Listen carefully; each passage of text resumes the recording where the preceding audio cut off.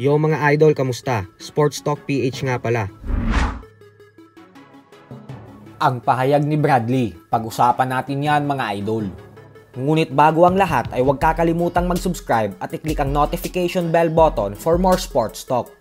So tila malaking insulto nga po para sa ating pambato na si former WBO Bantamweight World Champion angas ng Pinas, General Casimero, ang sinabi ng former World Champion and Hall of Famer na si Timothy Bradley Jr.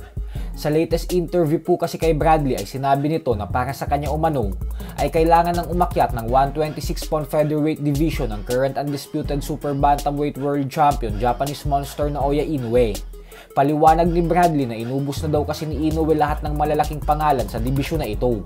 Kaya naman wala na umanong natitira pambigating laban para sa kanya dito. Kaya naman dahil po dyan ay parang pinapalabas ni Bradley na maging si Casimero ay hindi na kailangan pang labanan ni Inoue. Malaking insulto po ito para sa tinaguriang angas ng Pinas. Kasi ang lumalabas sa sinabi ni Bradley ay hindi bigating pangalan si Casimero sa 122-pound super bantamweight division. Hindi din po natuwa ang madaming fans ni Casimero sa pahayag ni Bradley. Kasi alam naman nating lahat na hanggang ngayon ay inaasam-asam pa din ng napakadaming Pinoy boxing fans na makitang magtuo si Casimero at Inoue sa ibabaw ng lona balang araw. Maganda po na gamitin ni Casimero bilang motibasyon ang mga salitang binitawan ni Bradley sa paparating niyang laban ngayong darating na linggo kontra kay Saul Sanchez.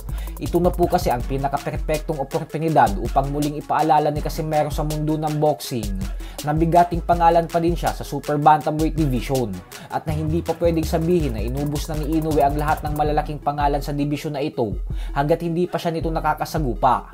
Kaya kailangan po talagang manalo ng impresibo ni Casimero ngayong linggo upang patunayan na mali talaga ang mga binitawang salita ni Timothy Bradley Jr. Sa kabilang banda naman mga idol ay tila iniisip nga po ngayon ng madaming Pinoy boxing fans na pumapanig ang pambato natin na si former two-time world title challenger Vincent Astrolabio sa Mexicanong si Saul Sanchez na makuha ang panalo kontra kay General Casimero.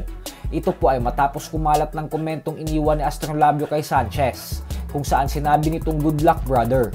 Madaming Pinoy boxing fans naman ang hindi natuwa dito.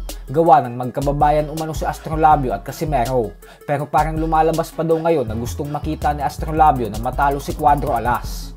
Pero ganun pa man nga po ay hindi naman natin sigurado yan dahil nag-comment lang naman si Astrolabio ng good luck kay Sanchez. Pero hindi din po natin masisisi sa Astrolabio kung sakaling gusto niya talagang manalo ang Meksikano. Gawa ng may alitan na nangyari sa pagitan ng dalawa nating pambato sa nakaraan. Magmula nang bumanat ang kampo ni Casimero matapos matalo ni Astrolabio via first round knockout sa kamay ni Junto Nakatani. So hanggang dito na lang po muna tayo mga idol. Sports Talk PH.